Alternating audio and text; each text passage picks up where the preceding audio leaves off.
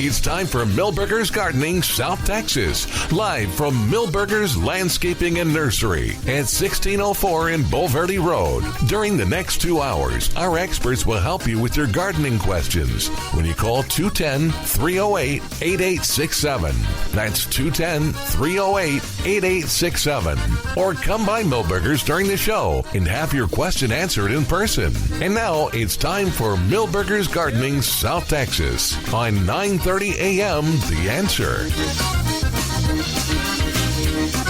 Good afternoon. Welcome, everybody, to Milberger's Gardening South Texas on 9:30 a.m. The Answer. Alex Escobar here with Dr. Calvin Finch and Mark Peterson. Hope you're enjoying your Sunday. Give us a call at 210-308-8867, 210-308-8867. It's a cloudy day, but it's still a pretty nice day. Well, yeah, we've got that breeze that we had for a while yesterday morning, yeah. too. Hopefully it sustains. Yeah.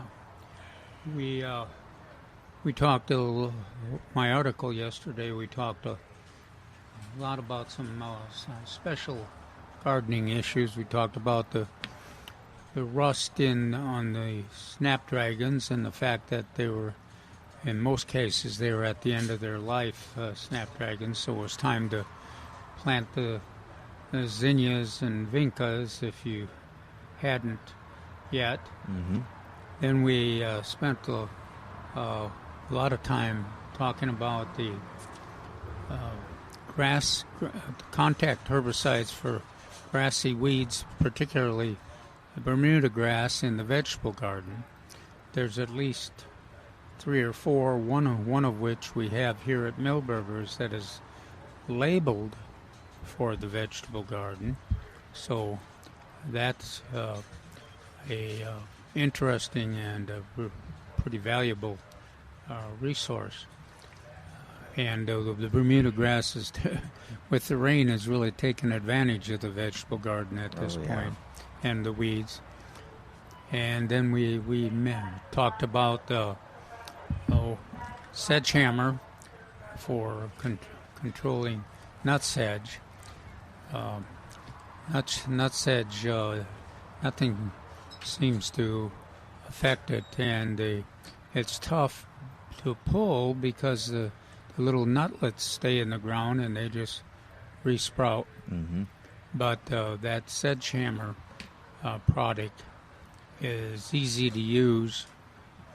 You mix. We've got it here at Milberger's too. You just mix the little container with 1 gallon of water, and have a backpack sprayer. You just spray the sedge, the nut sedge, and in a week you see the symptom, and in 3 weeks the plants are dead. It works very well. Now, another thing that we talked about was the Jimson weed. Talked a lot about that. Mark talked about it. But that kind of stimulated. I got another question on vine. It was not poisonous, mm-hmm. but it has some thorns, and it's very aggressive. Yeah. And that's cat's claw. And it's got beautiful yellow flowers. But gosh, it will take over a landscape. And I had a gardener kind of stimulated by this discussion we had about Jimson weed to talk about how to control cat's claw. And it's kind of a different. I don't have Jimson weed, but I have cat's claw. But it is a different way to control it, completely different than the Jimson weed. Napalm. Huh? Napalm. Yeah, it's difficult. Well, the vines, they'll grow across your lawn even. They'll go over the building, and they'll go up your trees, particularly these old live oak trees. Mm-hmm. And then they grow. The problem is they'll grow all the way to the top. They grow all the way to the top and smother it. And even a lot of the shrubs they'll cover up. Ones I see that are covered quite a bit are those the ones with the pomegranates with the orange flowers. They get covered. But the way I control it, now I have to admit that it's a constant battle. But you go ahead and cut those stems growing out of the ground up the side of the tree, and cut them with your pruning, and then you go ahead and dab a little bit of the I was cut forgetting vine to. and stump killer Yeah. on there, and that works pretty well. By cutting that stem going up your tree, you're killing all those, or cutting off all those branches that are up or shading your tree. Mm-hmm. Now that's not as easy as it sounds, because there's on a 3-foot or 4-foot diameter old live oak tree, could be 100 of those stems, but that works. You just keep at it, and then you put that. Now you have the active ingredient is triclopyr, and that you got to be careful with that. Because it's pretty potent, but I haven't had any trouble with applying it with a little brush on those cut. Yeah, it even stems. comes with a little brush or a dropper, and so it's very nicely. It's very easy to use on that. And the other thing is you yank those vines off your side of your building, and do the same. Just cut those stems again, and apply the cut vine and stump killer. Now, another thing that has worked pretty slick with me that I like is that cat's claw has a tendency to really mat against the fence if you got one, especially if you got a tall fence. I mean, you can't see through the vine. It's so thick, but it works.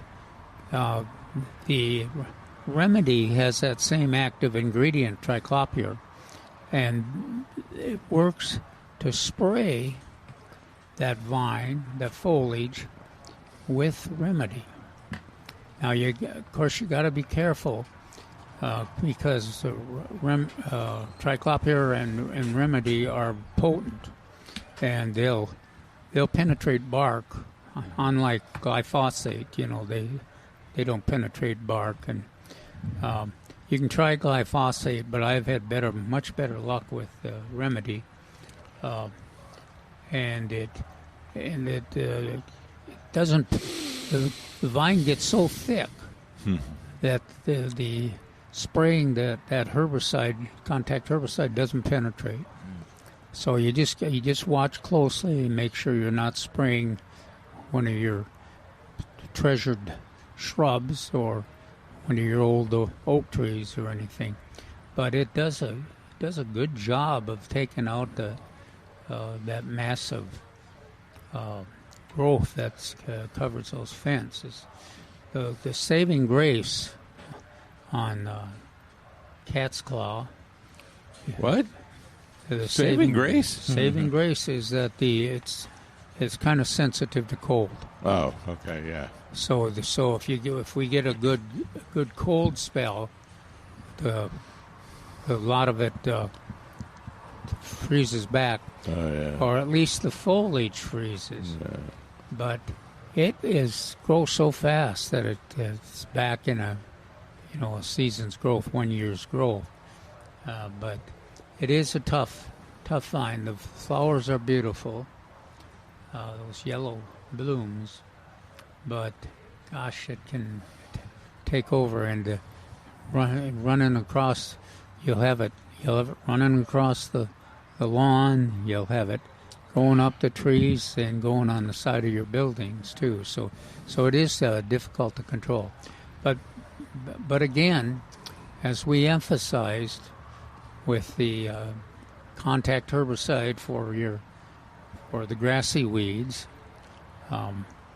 And also for the all of those contact herbicides, all the pesticides, in fact, read the label and take the time to understand the label. Follow the recommendations. Well, they're not recommendations. Follow the rules that are given to you on the instructions. Follow the instructions given on the package, because they're the same as the law.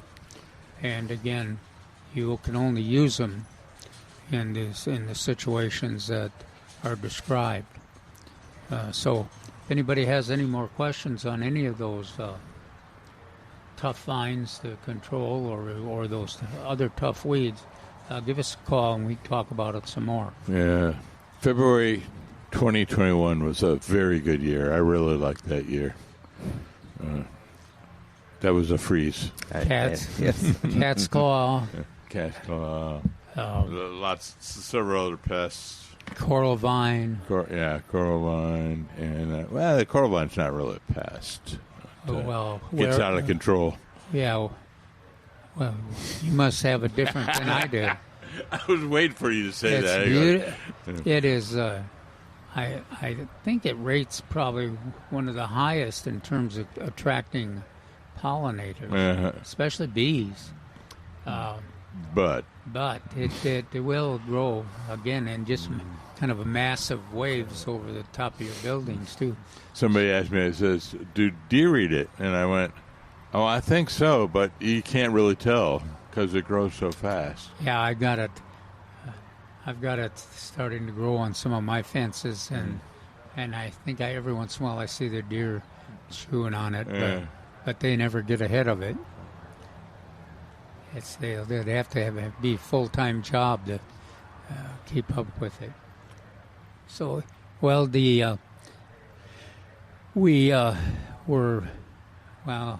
was going to say we were blessed with the drought, but I don't. That's not much of a blessing.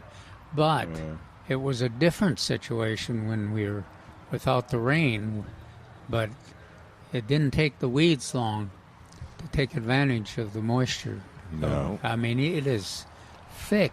It's lush out there. Yeah, and if you had I had a couple places through my shrub border where we would walk, kind of a tunnel. Yeah. I mean, they're in a week they're closed. They're just the growth is, and I think of course the hackberries and every kind of unwanted seedling that you can think of is growing as well.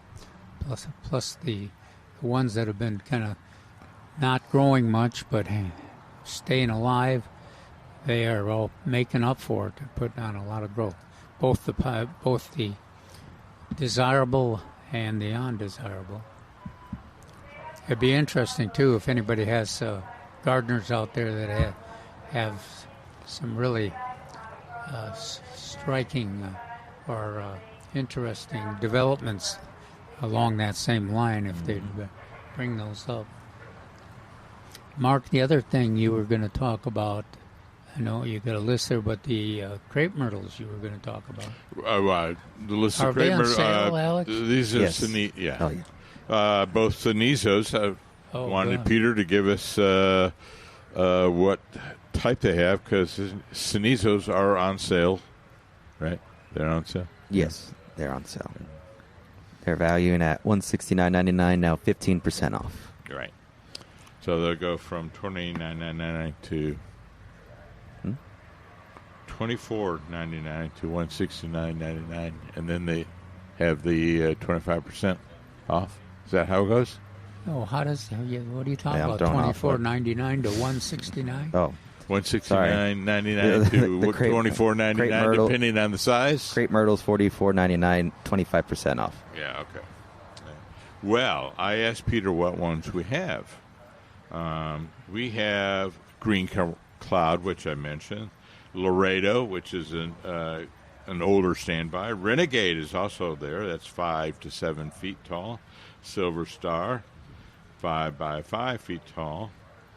And then he had one which I didn't recognize, and so I was looking for it on Google.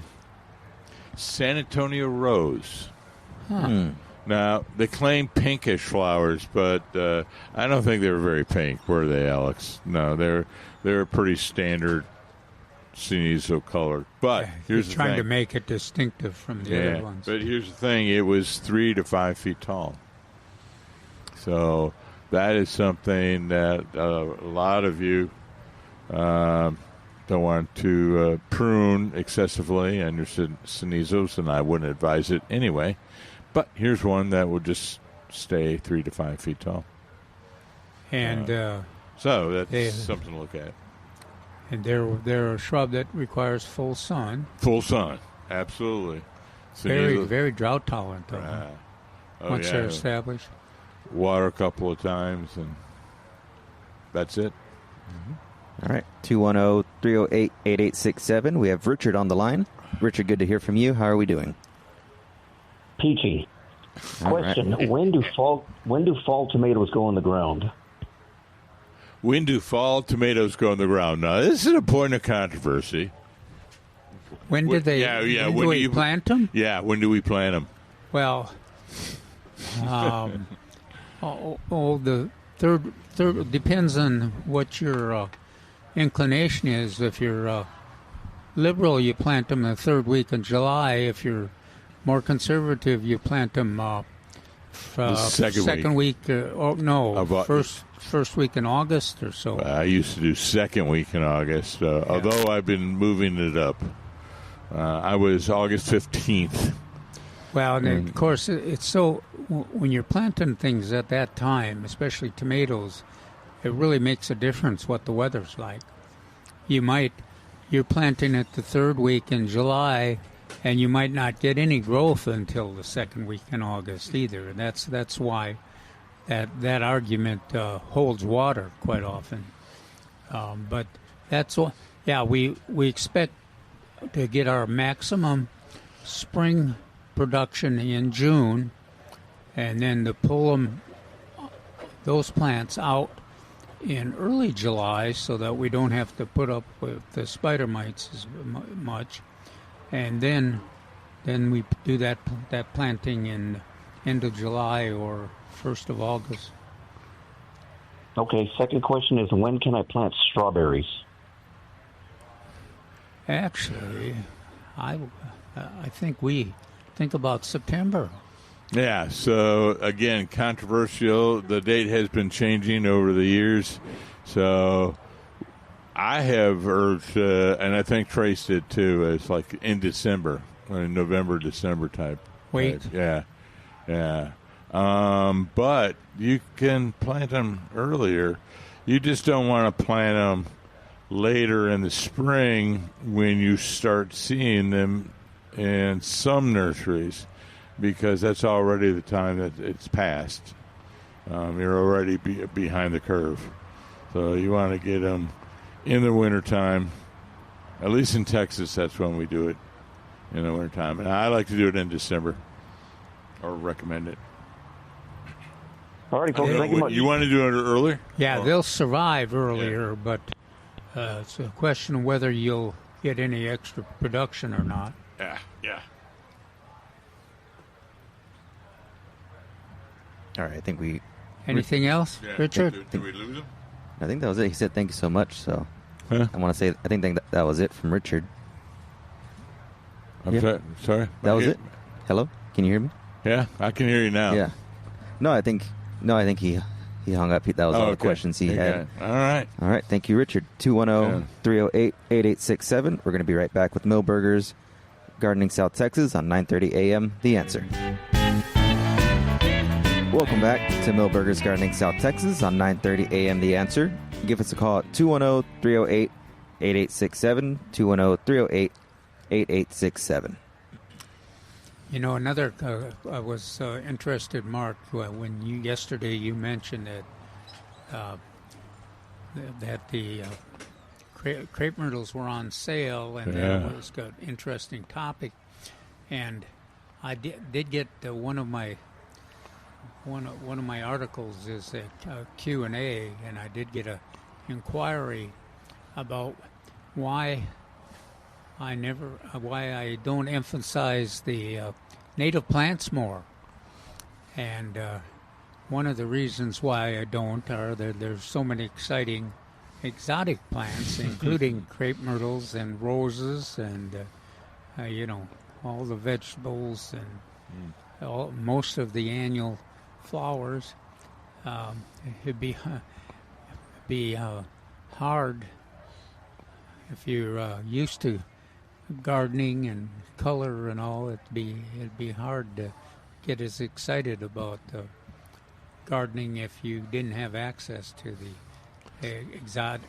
exotics, and one of the exotics is crepe myrtles. Yes. When I first moved down here to San Antonio, I realized that crepe myrtles were just crabapples further south, and so that's what I used to call them. And for anybody who grew up in the Midwest, Northeast, anytime you wanted a small plant, small flowering tree, it was a crabapple or a hawthorn. And down here, it's just if you have a place for a small flowering tree, you tend to gravitate towards the crepe myrtles. There are lots of certainly wonderful, easier to grow than crab apples. Yeah, down here it is. Yeah. There are some native plants, but for summer color, other than the ratamas and the Mexican olives, we don't have a lot of small trees that have color during the summertime. So, yeah, I would gravitate towards the crepe myrtles. But a lot of times people don't take care of the crepe myrtles properly, or they choose the wrong one, and then they have to cut it back every year. Well, I think that's one of the keys. And you're emphasizing the color of the flowers, but one of the neatest things about the crepe myrtles are that you can kind of pick and choose.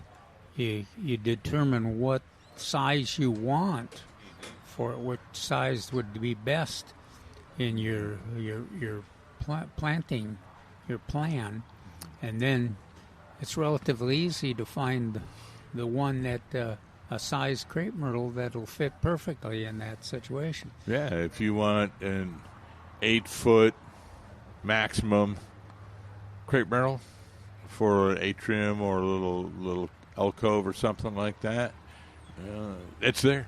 You have your choice. And which color flower do you want? And then you got to go which color flowers. So they'll have. Well, there's even mini. They have several different categories. Mini crepe myrtles that are like 2 feet tall. And what about or 15 inches tall, rather? What about those crepe myrtles that are 25 feet tall? Yeah, red is the predominant color, but the old-fashioned, watermelon red and special pink or special red, these were, and you can see them in the older neighborhoods. They're about 20 feet tall. How about the red and really nice bark?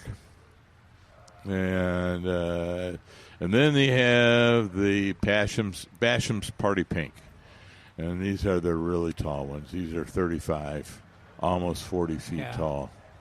What is the white one that we always go? Natchez. I like Natchez because of the white flowers, but it has a beautiful cinnamon bark, cinnamon-colored bark, I should say. Very nice. How tall does that get? That's a smaller one. That's going to be about 15 to 18 feet at maximum. Always seems pretty big. It always seems to survive. Yeah. Now, I have found that the flowering is inconsistent with the Natchez, and you may want to look at some. If you want consistent white flowers, you may want to look at another one. But I just love the bark in the wintertime, and so I will tolerate the inconsistent flowering. Talk a little bit about that management of them. What you see, we brag on how wonderful they are. You can pick and choose whatever size that fits your situation. And then, though, we still see folks out there that are planting crepe myrtles that are larger than they should be or smaller than they should be, and then they spend time trying to fertilize the heck out of them to get them to grow more, or to mostly to prune them to get them smaller. But there's a couple of things. One, folks, don't top your crepe myrtles. I almost said the crepe murder is what we often call it. It does not produce more flowers. It has been shown over the years, several universities have shown it doesn't dramatically increase the flowers. Second, crepe myrtles do produce flowers off of new growth, which maybe that's why people want that or decided to do that, besides having it within bounds in their landscape. Which means if you want flowers, you're going to have to fertilize at the appropriate time. And again, the schools of thought, whether we do it in the fall, spring, or in May, you can listen to all those schools and pick which one you want. I just kind of do a little bit in fall, a little bit in May or spring for that. But you want to increase the growth, flowers off new growth, and then you prune appropriately. And by appropriately, I mean you look at the tree and you remove dead branches, of course, but you also remove any branches that are going from one side of the canopy to the other. So everything has to be up and out like a vase or vase for some of us. Vase, up and out, all the branches. So you take those all out, and then what you find is you have a pretty good-looking form of a small tree with lots of flowers. Oh, and then also always remember that, yes, crepe myrtles are tough. However, they are native to Indochina and eastern India. So sometimes we get some cold damage. That too, but they like rain. They do like their water, and particularly in April, May, and June. We've had good rain in April, May, and June this year. 1 year. Yeah, I suspect we should get some good flowering this summer. And there's still some chance of rain this upcoming week. Some of them are It's only June. We're not even into June. Usually we consider July, August, or July. Yeah, June, July, and August is the summertime. And you mentioned the attractive bark. There's a number of those varieties that are very, very attractive, interesting bark. The other thing is there's some of them that have good fall color. Oh, yeah. Yeah, I can't remember which ones. Well, it's always one that you and I look at each other and can't remember. Let's see. It came down to three. Tuscarora, Arapaho, and one other one. I think we finally decided they had the right color and the right fall color. Now, some of these older ones, they had good fall color too, like watermelon red and special red.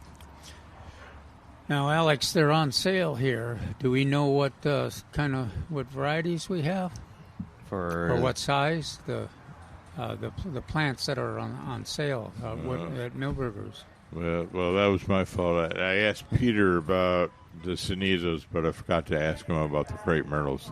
We'll have to check. I just want to say we have one of the widest selection of Crepe Myrtles. There are some other places in town that are known to have the widest selection, but we're pretty good over here at Milberger's. And the one thing too about crepe myrtles is that you there's some that you get pretty comfortable with, some selections, but there's always new selections, and a lot of them are better than the old ones. And well, I think just like I mentioned, those ones bright are red. Yeah, a lot of these I have Indian names, as I mentioned, so look for those. Those are mildew resistant. The newest ones were Dynamite and Red Rocket. And then they had some variations on the Red Rocket, I believe, with the dark green foliage. Now, I'm not a fan, but some people are. So You don't like green foliage? No. Dark reddish Oh. green foliage. I want my green. I want my green foliage. If anybody is interested, and it is a great subject to look at, is Texas A&M has created a website, and sometimes it takes me a while to get there to know the right name. But if you want to Google Texas A&M and Crepe Myrtles, and they do spell it CARPE Myrtle, two words. It's a great website because that website has them broken down by color, and then broken down by size. And they do a good job of keeping track of the new selections. And they have photos. Sometimes they don't have a photo, but for a particularly older species. And then a third category, which I can't remember, but height, color, maybe it was fall color. Maybe it was the third category. Or bark, yeah. But if we go to a break, I'll try to find it. But, it's a great website.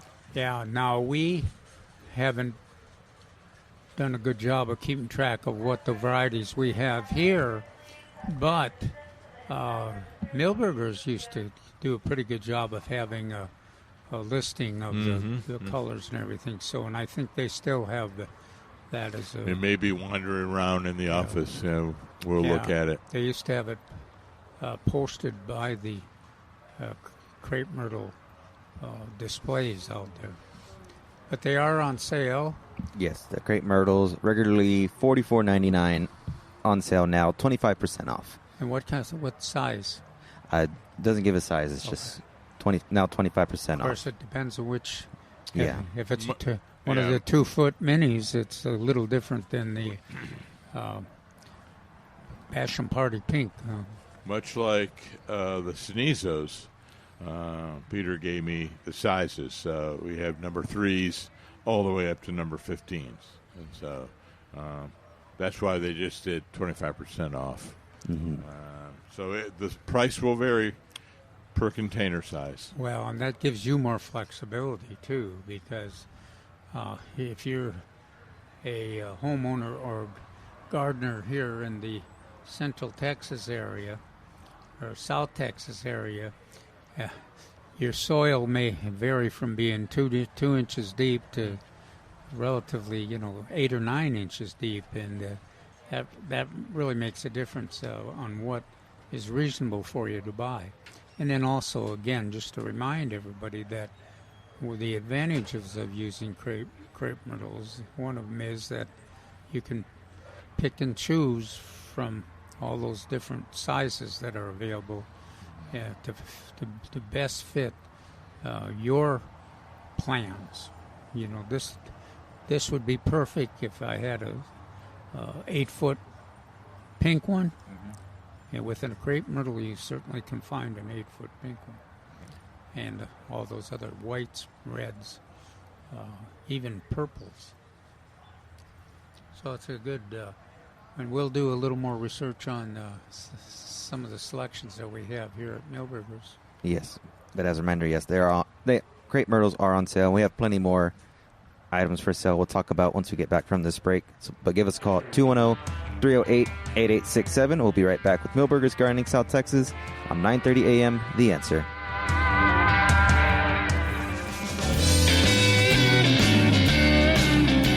Welcome back to Milberger's Gardening, South Texas on 9:30 a.m. The Answer. Give us a call at 210-308-8867, 210-308-8867. Yeah, they're wonderful if we get some. Oh, yes, for sure. What was that, the porterweed? Porterweed, yeah. Oh. Well, we do have, for folks that are interested, we do have tropical milkweed here that are in bloom. Mm-hmm. So we talked a lot about those yesterday, but they certainly do attract the pollinators. And, of course, the queen butterflies, which are close cousins of the monarchs, will be utilizing them to lay their eggs all summer. The monarchs won't be back until September and October, but the queens I'm starting to see queens in the landscapes. None here so far. No, nothing here. We'll have to check with Mary to see if she's got them in the certified butterfly garden, but we haven't seen them out front yet. But we usually start seeing them pretty soon. And then lots and lots of butterflies in the San Antonio, Central Texas, New Braunfels, Austin area. Mm-hmm. And you got a lot of ways to attract them. You check out, get one of those butterfly resource books like Gayat Jilski's book, and she lists all the plants that some of the butterflies, our favorite butterflies, require to lay their eggs. Like, of course, milkweeds for the monarchs, and passion vine for the fritillaries, and there's a whole list of those. But also the nectar plants, just like every one of these. Well, our skullcap over there, our hummingbird, that's a favorite right now. All these lantanas, gosh, they're all in bloom in lots of different colors. Even the plumbagos are, and the cuffias attract a lot of nectar pollinators. That's why I asked Peter about the porterweed, because that's a wonderful nectar supply and really can attract. As I say all the time, if you got it like on full sun in your patio, you can expect in a day, typical day, at some time during the day, you can expect to have hummingbird, bees, and butterflies, all three on there at the same time, even though this plant is only about 2 feet by 2 feet, especially that red dwarf plant. But hopefully we sold out quickly the ones we had, it sounded like. But hopefully we'll be getting some more of those porterweed. And we generally will get some more of the native milkweeds. Yeah.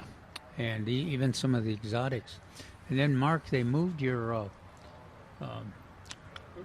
shrimp plant over there. Yeah, that golden shrimp plant. That's so attractive. That also attractive. This wasn't your typical shrimp plant. This was a rather robust one. I was very impressed with the flowers. Yeah, it is.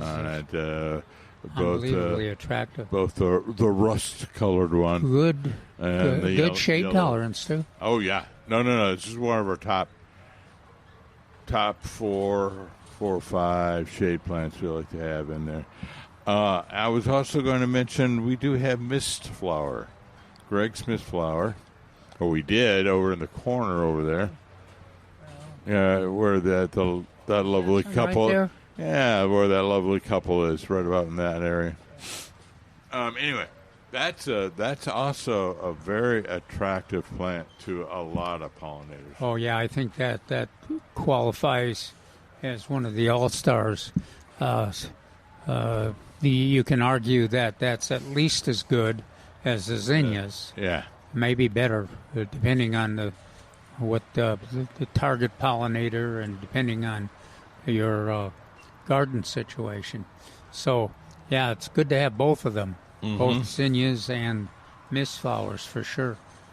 Porterweed, if you can have that too. Yeah. So I was saying, these are all great pollinator plants.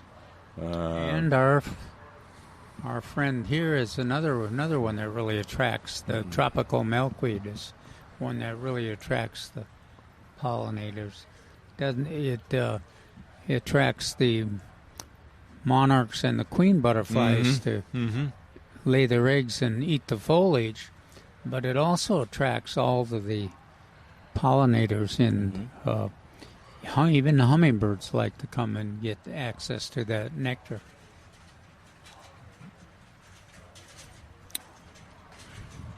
Yeah, it's something. So what? Usually I have something for you right now, and I just went, I got nothing. All right. Well, we talked about a lot of the sales yesterday. We didn't get through all of them because there's just so much that's on sale this week here at Milberger's. So I'll try and get through the rest that we didn't touch base on. I know we talked about shade trees at a number 15 and number 30, starting at $169, on sale 15% off. Green plastic. I can't hear you. Can you hear me? No. All right. Can you Hello? hear? Well, How's that? Yeah. Oh, well, now you're really loud. Can you hear? Try again. Try that again. All right. Can you hear me, Calvin? A little better. A little better. Let me see. Part of it is too. If I see you talk with my, if people have hearing aids. That's true. Yeah. How's this? You can This a little always- better. Yeah. Is that better? Okay. But yeah, the shade trees in a number 15 and number 30 starting at $169, on sale 15% off. We have green plastic hanging baskets, and you get a free 3-pronged hanger with the purchase. 10-inch basket, regularly $4.99, on sale 2 for $3. We have interior plants, all types, starting at $4.99, on sale 15% off. The pink skull caps that we're talking about, the hummingbird that's been hanging around. Number 1, regularly $9.99, on sale $6.88. What plant was that? The pink skull cap, That one right there. where our friend the hummingbird's been Our hanging radio around. audience is on your left-hand side of your dial. Agave, we have, What? starting at $39.99, on sale 20% off. See, we don't come that way anymore. We park in the back, and we don't see those agaves out in the front. We also have... Which one is that? I don't see it down here. No, it's on the website. You're good at it. Yeah, but yeah, starting at $39.99, on sale 20% off for the agave. Okay. We also have Milberger's Premium Lawn and Garden Fertilizer, the 1959. It's a 40-pound bag, covers 7,600 square feet. We may need to Only mention that. $49.99. That is a wonderful product. We keep forgetting tomorrow is June 1st. Tomorrow's June 1st. And I'm like, oh, well, yeah. Usually this time of year we say, fertilize in May. Mm-hmm. But if you missed it, You're still it's still good. still good. Yeah. June is still a good time. Well, and the other reason that we try to get the fertilizer on as soon as we can, like May 1st, is that that's when you can get access to usually the rain. Mm-hmm. But this year now we've got access, and I'm with Mark. Take advantage of the greening up that we've had, and you certainly, if you have grass growing or sustainable summer weeds growing, and you're mowing them, they can take advantage of the fertilizer and the nutrients. Mm-hmm. If your San Augustine grass, your Bermuda grass, and your zoysia grass, they're all doing a pretty good job right now. Yeah. I was just thinking, we mentioned sustainable lawns, and we do like our POA, our wild bluegrass and rescue grass and other plants in the wintertime and make everything look green. But a lot of those die. And I was just reminded about Neil Sperry had a writer write in saying about she had her lawn guy sowed ryegrass. And she was all worried about it, particularly in her St. Augustine, and she wanted to know if she can get a St. Augustine seed to help the St. Augustine recover. And bless his heart, Neil wrote like 10 paragraphs. And the simple answer is, hon, it's all going to die in 4 weeks. Don't worry about it. Did Neil say that? No, that's what Mark would have said. Well, Neil deals with more of a statewide audience than we do. Now, he claims he writes specifically whatever the paper is, that he'll direct that towards that area. And I'm like going, no, Neil. No, don't try to kid an old kidder. No. We generally agree with him. Yeah, no. This is Neil's a friend, and I sometimes I just point out things which I would say, Neil, no. And but I thought that was funny. Is bless his heart. It was like 1, 2, 3, 4, 5, 6 paragraphs, and I would have just, don't worry about it. It'll all die in 4 weeks. All the ryegrass will go away. Don't worry about it. Water, fertilize, mow. And there you go. There we go. We have Aztec grass, number one regularly $8.99, on sale $5.88. We have red yucca and a number 3 regularly $24.99, on sale $19.88. Metal art and metal trellises, all 25% off. Crepe myrtles we talked about, regularly $49.99, or whatever the price would be, now 25% off. We have the dwarf Yopon holly in a number 3, regularly $24.99. You've been practicing during the week. $16.88. I have been. Okay. Coco Loco, regularly $29.99, on sale $24.88. Osmocote, $15,912, indoor and outdoor, 2 pounds, regularly $21.99, on sale $16.88. Yeah, it's a wonderful. Here at Milberger's, you got lots of different sizes. I always like to get the 10-pound size because it is. Fertilizer, all fertilizers are relatively expensive, but when they're potent, like the 1959 and the Osmocote, they go quite a long ways.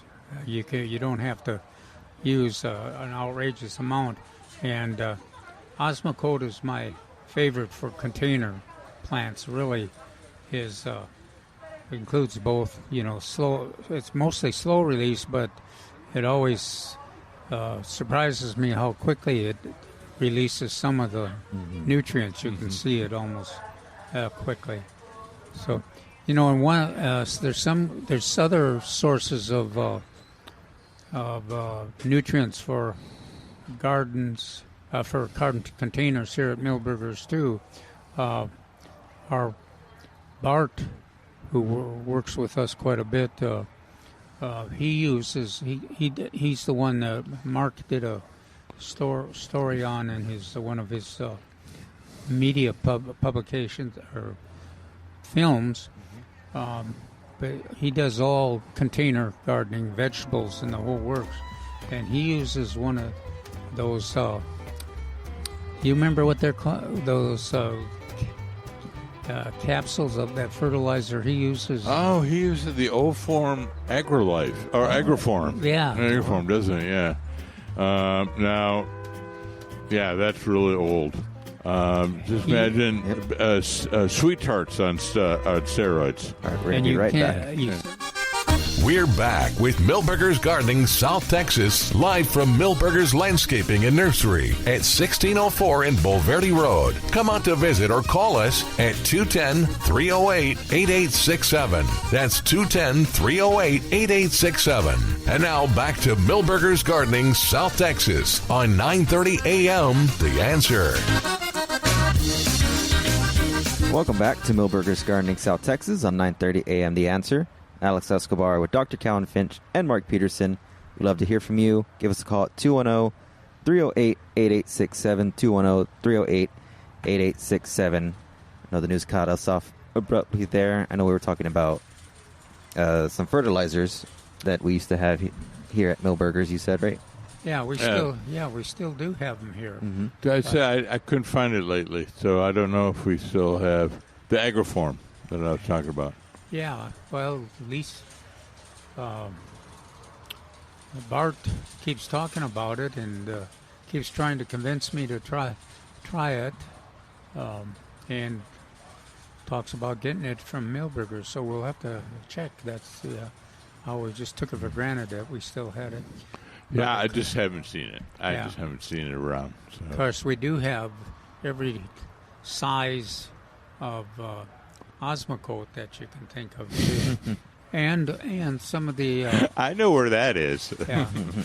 The other thing that we have are those fertilizers that work in containers very well, or if you do them on a frequent basis. The generally they have a low nutrient formula, but you apply them frequently so that the plants get access to the nitrogen and the phosphorus and the potassium and sometimes other nutrients every month or every couple of weeks. Yeah, and the organic products, we do have those here, and the one advantage is you can't make a mistake and over-fertilize, just the way they're formulated. Sometimes on the chemically formed fertilizers, you can burn foliage. You rarely do that with organic. Having said that, not all organics are produced the same, and there are organics which have a high salt content, and you have to watch that. Well, and of course you better be careful because you know that our colleague Jerry Parsons Osmocote was one of his favorite products. Yeah, and he talked about you cannot over fertilize with Osmocote. He keep saying you could plant instead of soil, you could plant it in Osmocote, and it would still be prosperous. So everyone out there, all our listeners, in unison, what was it? Copious amounts of Osmocote. I kept thinking maybe he got a commission from them or something. But it is a good fertilizer. I really like it, but a lot of choices. Yeah. And depending on what your emphasis is and how much time you have and what your product is, that helps determine which kind of fertilizer works best for you. So it's worth trying, experimenting, and taking advantage of things that are on sale. Absolutely. And like we said, on the other side of the break was the Osmocote $15.92 indoor and outdoor, 2 pound, regularly $21.99, on sale $16.88. We also have Texas Sage on sale, values to $169.99, now 15% off. And we have quite a selection. Yeah, there. So tell us see. again. It's 1, 2, 3, 4, 5 different types of Sinizos. Tell us what they are again. So, Pete gave me the listing here. San Antonio Rose. That's one I hadn't heard of before. That's a smaller one. And then Green Cloud. That's one of my favorites. It does get a little bigger. Laredo, Renegade, Silver Star. These are approximately the same size and color, foliage color, about 5 to 7 feet at maturity. Silver Star is more compact at about 5 by 5, so 5 feet wide, 5 feet tall. So these are excellent selections, and you can just ask the desk and say, "I'd like to see the Sinizos, the Texas Sage," and they'll show them to you. Another service that we bring up quite often, and it's worth it because it seems to work so slick, is if you've got, and a lot of gardeners do this, they've got some favorite plants or products and that are not at the nursery all year. They come and go depending on the gardening season and everything. But if you want to be notified when they show up, your favorite plant or variety of shows up, then you just list your phone number, and one of the staff people, they've got a specialist, I believe, that will call you when those plants or products are available. It doesn't lock you into buying them, but it does give you an opportunity. They'll set them aside for you if you're interested. And it works slick. I've heard a lot of people really happy with it, including Milton used to really use the service. And plus some of our favorite gardeners do too. So do that. Go ahead and do that and have them let you know when those products show up. I also think by doing that, you also remind the staff that are purchasing the products to pass on through the retail outlet here, that it reminds them that this is a plant or this is a product that our customers want us to get access to as quick as possible.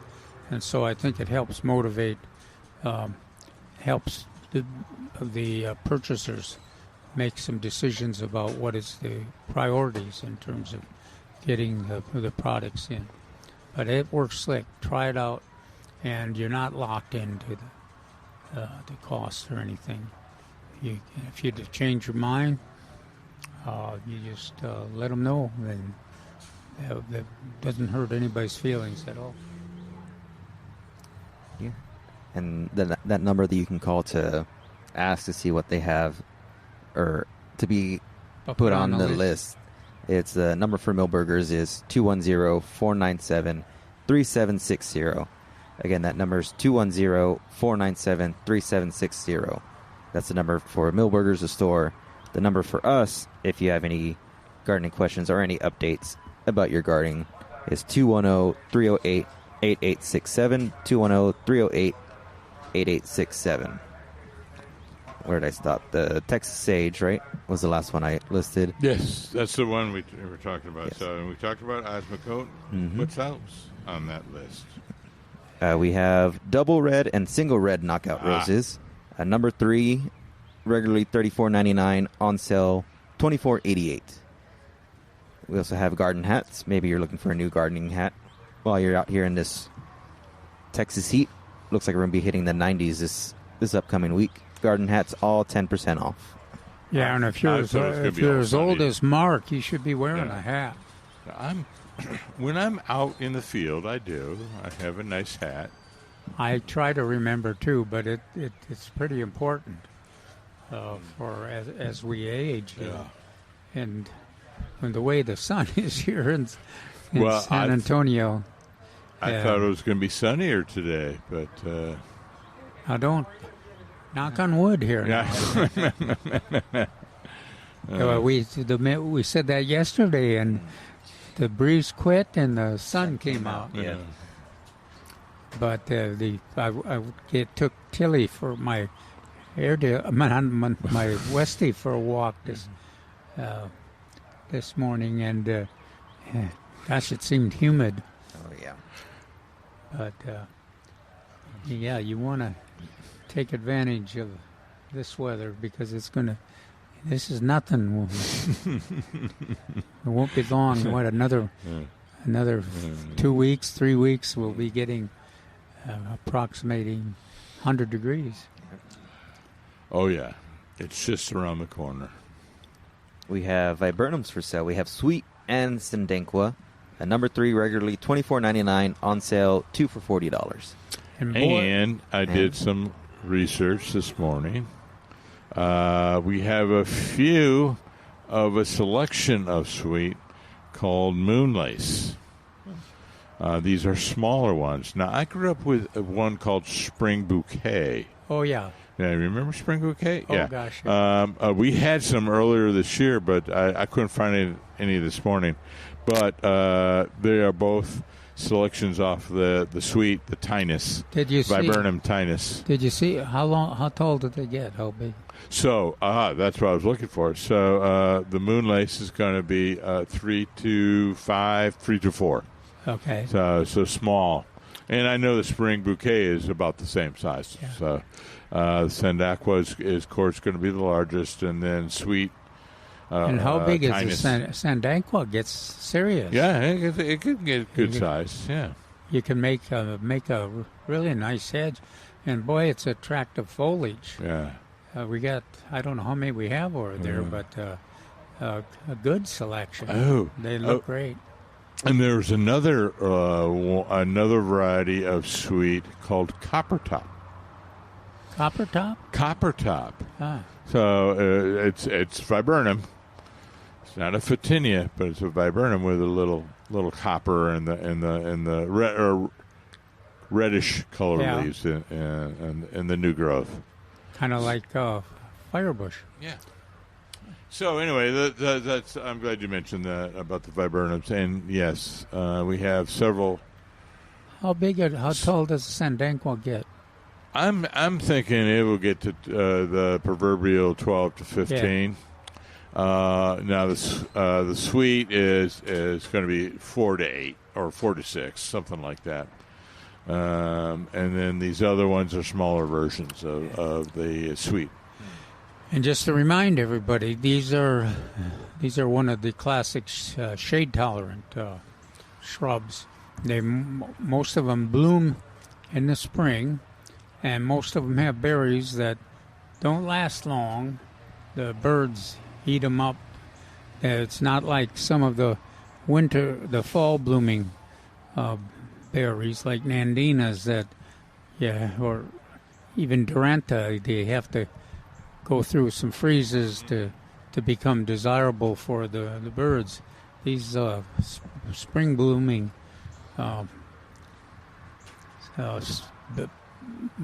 viburnum, they're tasty to the birds right from the beginning. So you can expect them to be feasted upon pretty quickly. We also have Japanese boxwoods.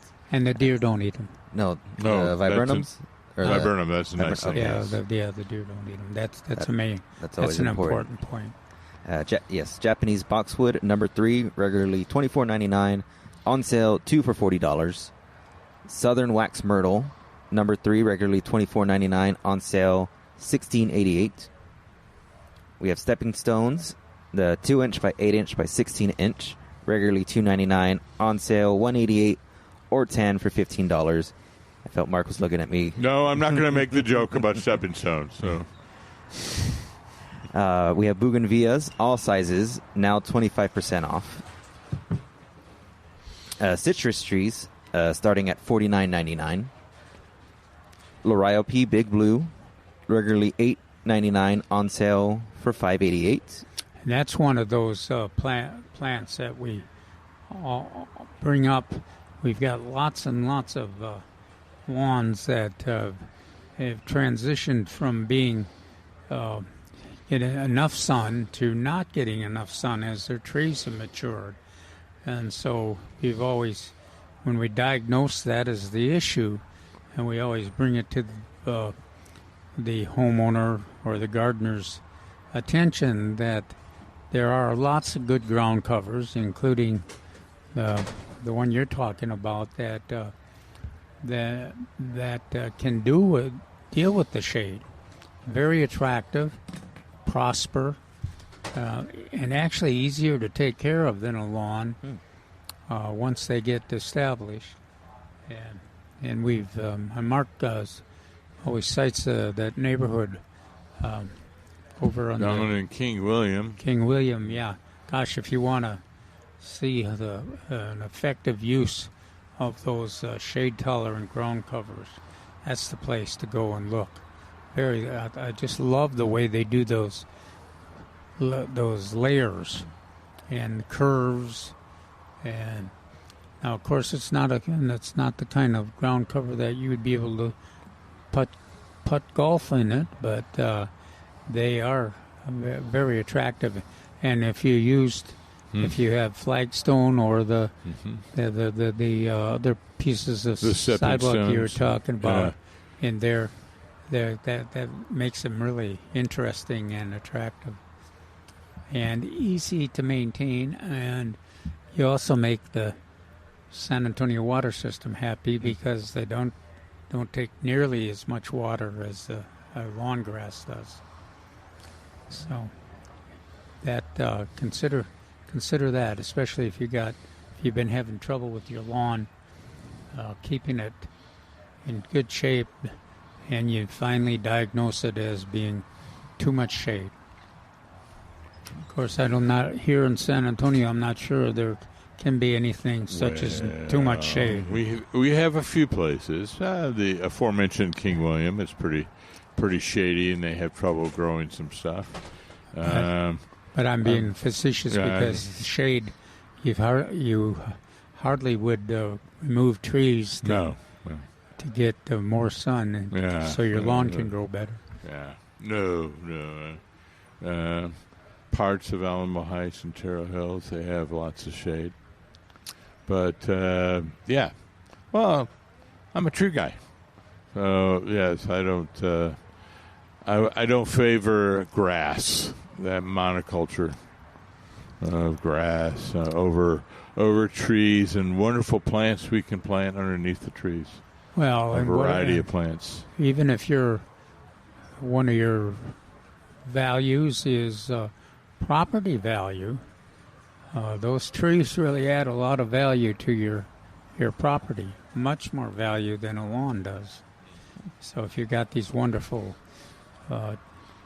healthy shade trees, and the oaks and cedar elm and Mexican sycamore, lots of choices we have, Anaqua, and they're very attractive, and they prosper even in our limited soils.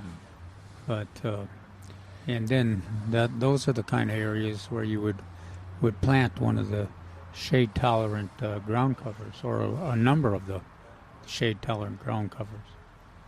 I think we have all of them here. Which? And I know the ones, the shade-tolerant ground covers that you and I talk about all the time. I believe we do. I believe we expanded it. Went around the corner the other day, and I went, wow, look at all these ground covers. So I like Ajuga. I like... I'm getting to like Ajuga, too. Mondo if you're grass. not in deer country. Yeah. Liriope. Ivy, old-fashioned ivy. There's even some Purple Heart wandering back there. Asian jasmine. Asian jasmine is a classic. Of course, it's an exotic. Well, all of those, I guess, are nice. So, so I this past week I had a couple of clients ask about the numerous oak sprouts in their live oaks. And I went, well, there's not a lot we can do. Here's option one. Option one is you cut it low and then you plant Asiatic jasmine. And since they both look alike, you don't worry about it. Mm-hmm. And you can let it grow. Asiatic jasmine grow tall, or keep it mowed, or whatever you want. Or you cut the sprouts really low, and then you put a landscape cloth over it, and then you can put your rock or your decorative mulch over that. Now, it doesn't stop it, but it does stop it it delays it for a while. It doesn't stop it. Or you just don't worry about it. Option 3, don't worry. Well, of course, you want to control you don't want it to grow to be new oak trees, 12 foot tall, but Well, say you're growing them for the next generation or the next 2 generations. Just keep your string mower ready for action. Yeah, the chainsaw, sharp. Yeah. Sharp and well-oiled. 210-308-8867. Still have a couple more sales we'll talk about after this break. We'll be right back with Milberger's Gardening, South Texas on 9:30 a.m. The Answer. Welcome back to Milberger's Gardening, South Texas on 9:30 a.m. The Answer. We love to hear from you. Give us a call at 210-308-8867, 210-308-8867. Let's round off what we have for sale this week at Milberger's. We have variegated flax lily in a number 1, regularly $12.99, on sale $8.88. We have star jasmine in a number 5, regularly $34.99, on sale $28.88, or 2 for $50. And then we have a couple of the Texas Superstars on sale. One is the Vinca Core Series, the Periwinkle, a 4-inch pot, regularly $179, on sale $8 for $12. We also have Vitex in a number 3, regularly $29.99, on sale $19.88. And we have Lantanas in a number 1, regularly $9.99, on sale $6.88. Again, all 3 of those are Texas Superstars. Tell us a little bit, Mark, of you on the Vitex. Well, that's one of those plants. It's an exotic plant, but it's one of those that fits into our landscape. Plus, we can really manage it, and a lot of gardeners use all kinds of strange management styles with it. It seems to be more of a problem east of San Antonio as far as being invasive. It is a non-native. Around here, less so. Yeah, I've never had a problem with Vitex. I'm not saying it's not, but I'm saying it's less so. I just don't see it as much. Yeah, we've had it growing in our neighborhood, but it doesn't seem to grow. So it's very drought tolerant, and usually what do we usually say? Refined or restrained. Yeah, it doesn't grow out and wild. It usually has a nice formal canopy. Generally, in the past, I would have said, 12 to 16, maybe 18 feet, until I sit here on the porch and look across the nursery and go, wow, well, that's about 20, 25 feet tall and wide. So. Yeah, we have a mature Vitex here at the nursery. It's compact and pretty disciplined. I don't know if they prune it. Disciplined, restrained, but it is a nice round canopy. However, that's a nice 25 feet. Boy, and that's some serious pollinator blooms up there. Yeah. Now, right now, as they are wont, like some other plants, as they'll go through phases. So 10 days ago, they were all the flowers were open and ready and showy, very showy, and then right now they're going to seed or just closed. Do they have berries or seed? They have seeds. The monks used to make what about a drink poultice out of their tea, and to keep them chaste, hence its name, lilac chaste tree. Gotcha. What about the now I know some gardeners manage them by cutting them down at least one time a season, growing season. That was a management technique advised by certain people who shall be nameless from this radio show, but he was suggesting cutting it down every year. And I'm like, I could never do that. Maybe every other year to keep it in shape. But he was trying to get the maximum flower production, blooms out of it. Yeah. Which is, again, like I said, on the Crepe Myrtles, that's off of new wood. So you want to encourage new wood. So some pruning is advisable. For the overall management of the plant, whether it be Crepe Myrtles or Vitex. But you never go overboard on that. So that's why I could never bring myself to do that every year like an Esperanza, cut it right down to the ground. I can do it with Esperanza, no problem. I don't know, with the Vitex, I just couldn't do it. 210-308-8867. We have Lisa on the line. Lisa, how are we doing? Good. I've got a daughter that's quite the gardener, and she wants to grow everything she eats. And this morning she woke up. She generally uses some, light soap and water, and she added a little DT. But she woke up this morning to a vine borer, and she's miserable over it. A vine Got borer? any suggestions? Into her squash vine. Oh, a vine borer, yeah. Well, that's typical. That's one of the big problems. Well, last year she had none, and she was just so puffed up and proud of herself because everybody else on the gardening social media was complaining about it. She didn't have it, and now she's got one. But she said, you can go from your squash looking great, and overnight everything's dead. Yeah, you're not kidding. It's literally 24 to 48 hours. And, crazy. Yeah. Now, if I would have advised her is make sure you do it if you want to use those products every day, because the moth will lay its eggs into the vine, yep. And once it's in there, you have to manually take it out or inject something a little stronger.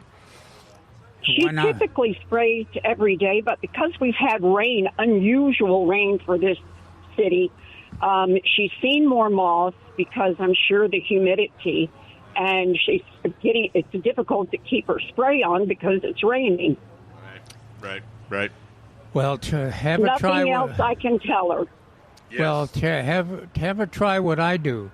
I don't even. Okay. I love the squash and the recipes, but I use Mexican squash instead of the summer squash because the vine borers don't penetrate that Mexican squash. She'll love that. Yeah, that's called tatumi.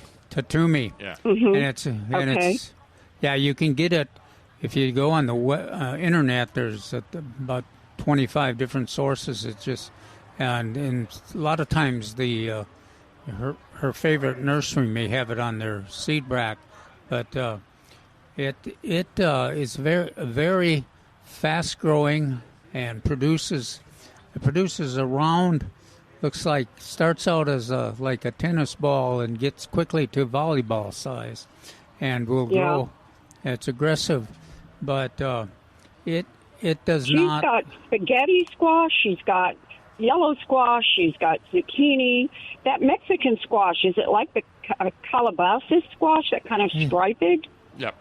Yeah, kind of okay. like. So I was going to mention that to all you listeners out there. Have you ever had at the cafeteria calabasa kind of a mixture? Well, that's tatumi. That's the squash that's being used in that. Yeah, and I find it the same taste and much easier to grow. This girl can even grow artichokes, broccoli, lettuce, all her herbs. I've never seen such a prolific garden. I'll be darned. Well, are you taking credit for teaching her all that? No, heck no. I can kill a house ivy. Are you kidding? I can't grow nothing. Absolutely nothing. But she's got tomatoes and peppers and poblanos.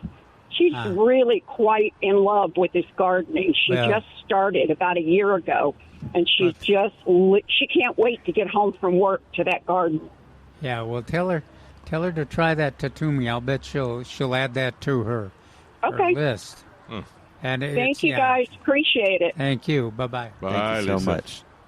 210-308-8867. We have James on the line. James, good to hear from you. Yes. Hey, I've got two quick ones. I'm almost ashamed to ask this one, but because I think I asked it in the past. My pomegranate, it's gone through its nice bloom cycle, and it's got about a dozen pomegranates on it. Approaching, I went and just walked over to it, approaching baseball size. Now, last year, I had the same thing, and almost overnight, practically overnight, squirrels got every one of them. So I want to try.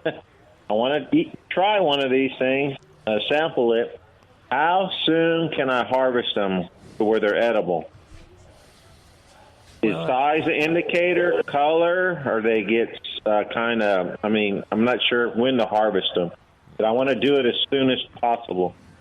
Well, they're still edible. That's a tough question because every one of the varieties, and there's a lot of varieties out there, and every one of them is a little different.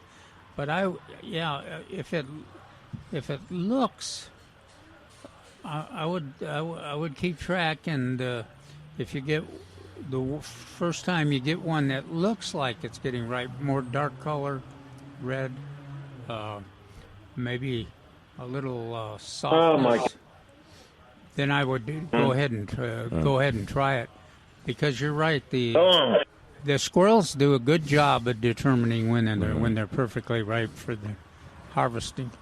Yeah, I'm terrible at it, James. I can never get it right, so I'm just admitting that. Sometimes I've seen some gardeners that. And not only with the pomegranates, but other things. Some gardeners that will cover some of the fruit, so that they. I tried that last year before, because I have some bird netting I bought when I was trying to grow black blueberries, but it didn't deter the squirrels. It didn't stop them. Yeah. Do you have a special affection for the squirrels? If you would you hesitate to catch someone in live traps and move them or harvest them and cook them? Well, I'll be more blunt. Do you have any recipes, and would you like some? Well, I can tell you, we camped and hunted and fished on Elm Creek many years ago, and I was introduced to squirrel stew, courtesy of my father-in-law, and I didn't like it. No.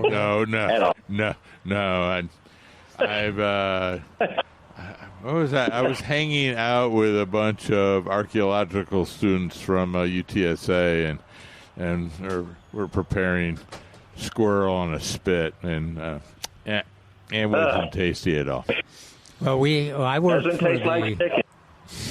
for the Deep East Texas Council of Governments years ago over there in Lufkin, Texas, and one of the big events where the county commissioners and everybody went was the big squirrel hunt, and we were out there and they used shotguns for squirrels and then had wonderful recipes, a number of different recipes. Yeah.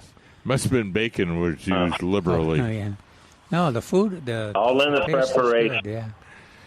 Anyway, yes, the only way to stop a squirrel is a vitamin PB injected at high velocity. Okay, I got you, because I have the same problem. I can't really get a pecan harvest because they beat me to it as well.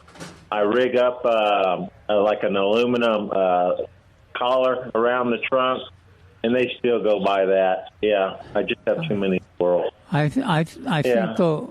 think though too, by you keeping alert to when the first one gets ripe, that you might have a good chance to get a good harvest out of it. I think that's probably the best way, is rely on your wildlife friends.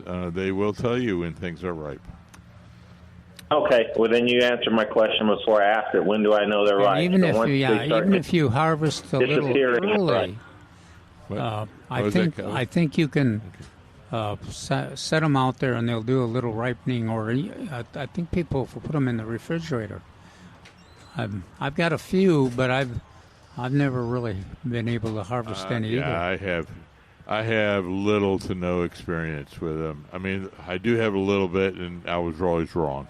Well, let's put the word out. Okay. If there's other gardeners, I know there's some that regularly harvest them, and they have favorite selections. And if you've got some hints to give us and James, let us know how we fend off the squirrels, and just to identify also some of the varieties that are easiest to harvest. My neighbor's potbelly pig is over here biting on my toe. Oh my goodness. Hey, so if I take one of those pomegranates off right now and cut it in half and look at the seeds or whatever, how will I know if it's ripe and ready to eat?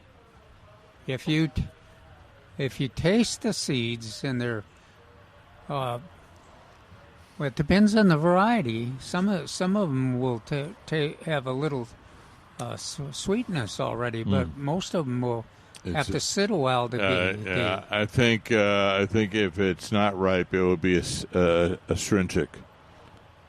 Okay, but does the color of the seed mean anything? Well, I mean, some of them, yeah. Are they all different? Kind of Some red and not clear. Yeah, some are pale and some are red. It's not consistent.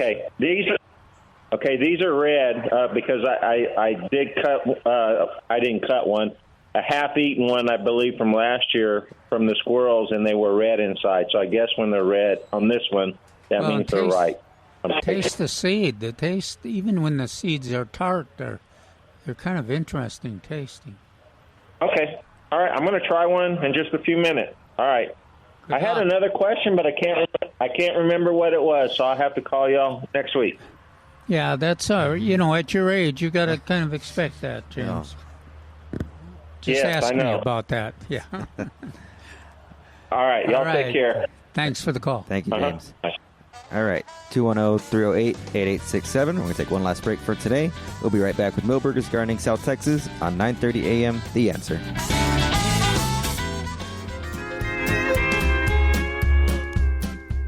Welcome back to Milberger's Gardening South Texas on 9:30 a.m. The Answer. Give us a call at 210-308-8867, 210-308-8867. I forgot to mention one of the last items we had for sale was the Mexican Heather, the Kufia. The number one, regularly $9.99, on sale for $6.88. And they look nice, and there's a lot of them there. They're in full bloom, of course. Very, very attractive. And and Calvin and I have this great imponderable. People will come from a different section of the nursery and come over and look at it and pick one up or pick a couple of them up. And yes, they are pretty, but we have watched it where people will stop and go down the line and pick one up. And pollinators like them. But, oh, yeah. But they don't last a lot of years. Yeah, no, the short-term, they are perennial, but they're kind of short-term. Let's also mention before we go that in terms of the shade, the annual flowers, for the shade, a lot of choices there. There all the begonias, a lot of different flower colors, leaf colors. There are also the caladiums or their foliage. They're much large. Some of them are large. Some of them got that reddish leaf that we talked about, and then a lot of them have kind of the silver leaf and green leaf. And then let's see, pentas. Pentas are another. Really the classic, the one that can put up with a couple hours of sun and be mostly in the shade and bloom constantly out there and another good kind of an all-star nectar source for the garden. And then the other one is the coleus. A lot of coleus there, another foliage plant. So yeah, even the impatiens. Yeah. Yeah. So there's a lot of choices for some annual color in your shady place. Lots of them. And then the other you had mentioned the yellow flowered right there. I'm looking at it. Unbelievable. Our lantana or Esperanza? Esperanza. Yeah. Yeah, they're just every day there's more blooms on them. They're only about 2 feet tall, but they're covered with blooms. I was going to say, we know they're gold star, and they'll keep growing, and they'll keep having blooms. They'll just keep adding more blooms through the summer. Great plant. Were they on sale? They were, but they're not anymore, I don't think. What was that? They're on sale, but not for sale. Yeah. Or wait a minute. No, it's the other way around. I always mix those up. For sale. Yeah. Not. They're for sale. They're not on sale. All right. 210. Plumbago's both white and blue, of course. And then for full sun are the lots of different lantanas. 210-308-8867. We have John on the line. John, how are we doing? Doing good. Thanks for taking my call. Oh, absolutely. Thank you. Thank you for calling. You bet. You bet. My question is, I have some corn about 3 foot tall, starting to put tassels on. I planted the same amount last year, and when my corn cobs got about 6 inches long, I started getting little black mites, I guess you'd call them. They're really small in the corn cobs, just basically obliterated them. Is there anything I can do prior to the cobs forming to stop that from happening again? Boy, I'm going to have to go way back in my Wayback Machine on that one. Do you know? No, I can't. I'm with you on that. I can remember that there is that is a problem, and that some gardeners put up with it. But I can't remember what the normal spray regime is to get them under control. Well, I can't even remember what they are. Do you know? Yeah, no, they were really small, and when I peeled the cob back, the husk on them, they were just all over in the kernels. So little bitty, smaller than a flea, but just all over it, right. And they obliterated the corn cobs. How big is your garden area with the corn? It's about 8 by 8, about 100 plants. Okay. I might. You know what I would try is I think I would try that organic. Mark starts with an S, huh? The spinosad. Spinosad. Yeah. Now, I don't know why. What comes to mind is the Dawn, a soapy spray. I think that a lot of gardeners just rely on that because they don't want to go to a more potent insecticide, and it does reduce the numbers a bit. I'm violating my first. The first thing you learn is identify first before you treat, and I'm like, I don't even know what that is. I have seen it, but it may be, like you say, like a little flea, like a little insect, or maybe a little beetle. What? I think it's a common issue. Yeah. We'll have to look it up. Right. And of course, you won't hear from us for a while, but it'll be a good topic for me to put in one of my articles. So yeah. That's fine. Like I said, they haven't started making the ears yet. They're just starting to make the tassels. Oh, good. I just didn't know if there was something I could do ahead of time to prevent them. Like I said, the corn was doing good. It was about 5 foot tall and started making ears. Yeah. But when they all got about 6 inches long, they started turning brown. And when I opened them up, there's just little black mites, literally smaller than a flea, just all over in the corn kernels. So I think I would check the label on that spinosad, and I wouldn't hesitate to give that a try. Yeah. The other thing is, give David Rodriguez a phone call.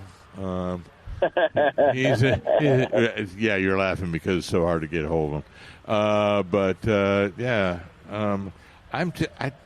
I could see it in my mind, but I just can't see what type of insect it is. But Calvin's eyes lit up when he said it was just beginning to tassel, because this is the time to apply anything.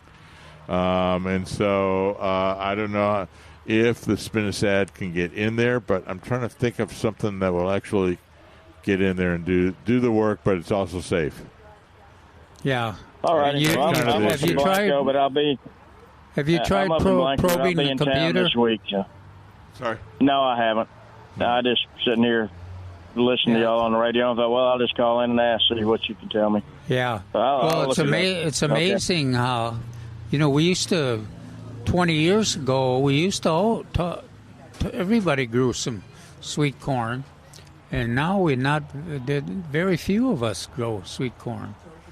And I've been trying. I don't have a bunch, just me and my girlfriend, but I got about 100 plants up, and I've got some other stuff, cucumbers and squash and watermelons and cantaloupe and peppers and tomatoes, and just a typical little 50 by 50 garden kind of thing. But it killed me that I lost all that corn last year when it finally got to almost, it was getting there and then gone. Well, I would go with the spinosad.